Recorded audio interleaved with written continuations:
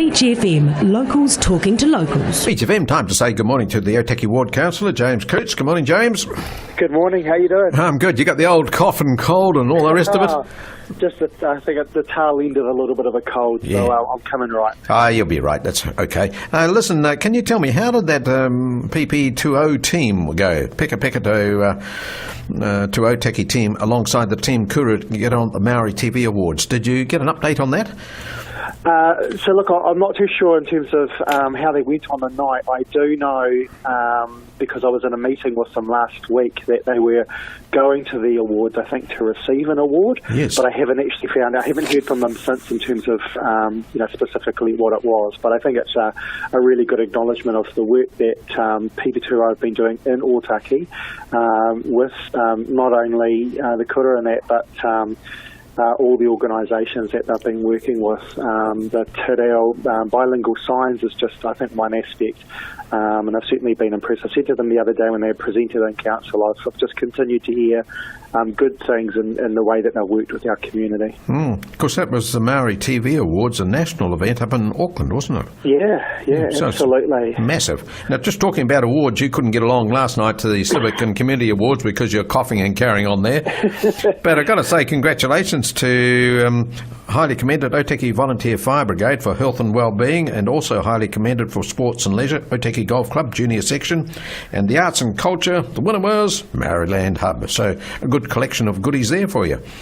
Yeah, absolutely. And look, I was disappointed. It's the first time I've never gone, actually. And it's always, look, I find it quite a humbling experience because you've got a number of people, not just in Otaki, but throughout the district, up there on the platform, being recognised for the fantastic work that they do in the community. And as I said, it's pretty humbling, sometimes hearing what people do, and often, mostly as a volunteer. So I was gutted I couldn't make it last night, but really good to see some groups representing Otaki. Yes. No surprise, I know that we've always sort of punched above our weight in the district, but look, there's great organisations throughout the whole of Kapiti, and it's good to see 3 in Otaki recognised. Yes, I'll go through that list for our listeners completely afterwards. There's quite a few of them. But anyhow, Otaki News, how's Elevate Otaki going? And you're sort of in charge of that, aren't you? Yeah, look, I am. I mean, you know me. You've spoken to me for a while on the radio. I'm always pretty frank and upfront in terms of things. I think the challenge for the group is the outside view is that we haven't done a lot. I think it's probably coming up to a year that the group has been formed. And I think some of that criticism is fair. We certainly haven't been sitting on our hands. We have, as a group, been active. We've met monthly and sometimes fortnightly. I think if there is any criticism, it probably should be more levelled at me than the members of the group, because certainly the group have contributed and fulfilled their obligations.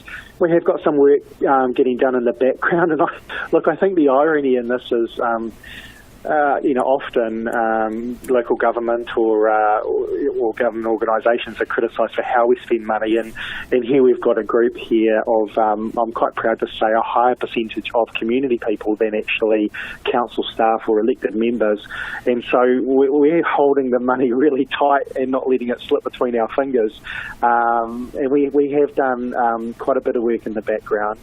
We're currently, the biggest challenge for us is how do we communicate to the community what we're doing without having a Facebook page, because not everyone's on Facebook, without emailing everyone. So we've looked at the options of, like a website to kind of broadcast what Elevate Otaki is up to, what we've looked at, having our minutes and any reports that we've had done, any analysis available so that anyone can sort of pop in there and have a look at.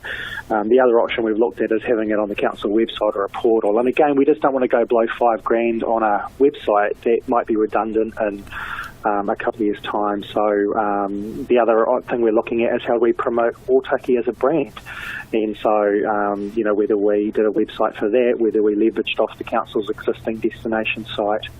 And then the next question from that came was, well, what is Otaki the brand? And so that's something that we're currently working on at the moment. So there is quite a bit of stuff being done in the background. There's more than what I've just said. We have had we've requested a refresh of a report around the economic impact study that had been done, which was quite interesting. And I guess a little bit of a quick note out of there after reading that old report.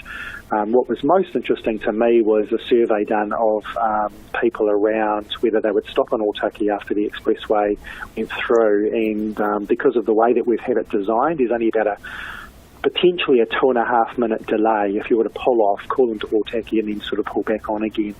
And so with such a short delay, quite a high percentage of respondents said they would still pop in to Otaki, which was good news. Oh, it is good news. I suppose that's where the signage and your sculptures and all that come into it. Yeah, but interestingly, because again, I met with someone recently and they said, where are we at with that in terms of Elevate Otaki? And look, I think the key thing is that firstly, the sculptures and the signage, neither of them come out of the Elevate Otaki budget, the $300,000. That was stuff that we sort of fought for through the Board of Inquiry, and there's a separate group, a gateway steering group that is looking at those gateway sculptures and entryway statements and signage and so forth.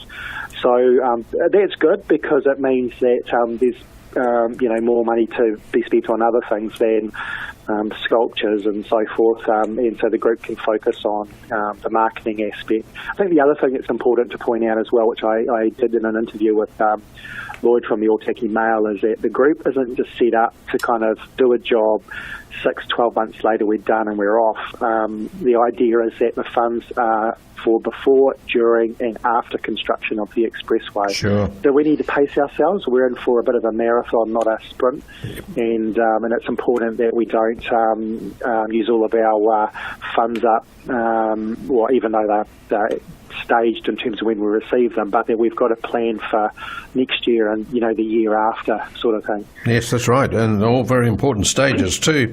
Now, how's the Otaki Railway development going? The platform, and also you've got to change the alignment of the rail track, haven't you, north of Otaki?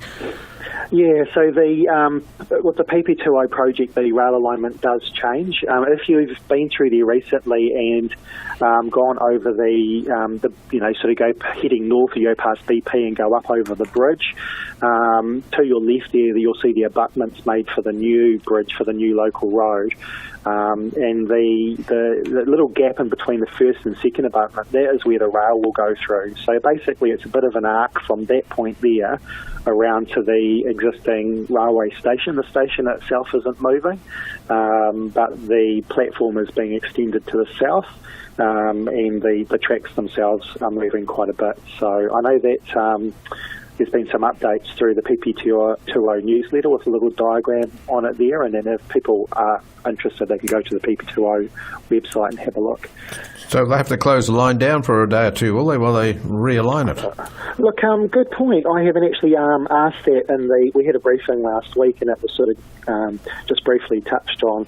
I didn't actually ask him in terms of shutdown, but I imagine that they will probably stage it so that the disruption is minimal. I mean, if they can, have the works done in terms of changing the lines over in an hour or two, I imagine they'll do that. If it takes 6 hours, they'll probably do it that way. But I imagine they'll probably try and stage it so they can keep the disruption to a minimum. Yes, fair enough too. All right, well, your voice lasted long enough, James. Thanks very much for that. I'll let you get back to recovering, and we thank you for your time this morning. Look, thanks very much for the phone call. That's okay. James Cootes, Otaki Ward Councillor. 106.3 Beach FM.